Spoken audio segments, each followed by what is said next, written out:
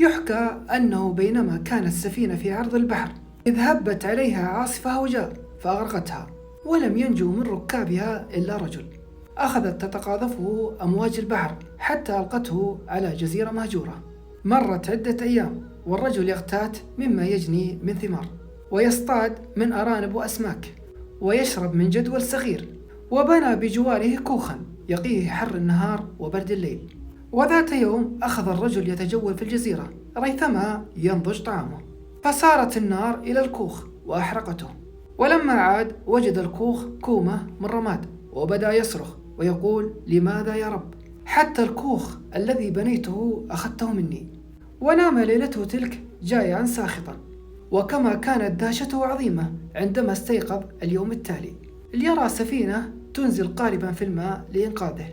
وعندما أنقذوه سألهم: كيف عرفتم مكاني؟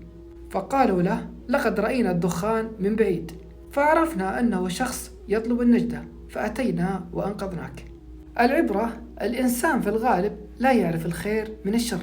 أحيانا قد لا يكون في البلاء مفازة دنيوية، قد يكون مجرد امتحان، ولعل البلاءات كلها اختبارات. يريد الله أن يرى ماذا نصنع، يريد الله أن يجزي الصابر ويعاقب الساخط. وما المواقف إلا ورقة امتحان، إياك أن ترسب.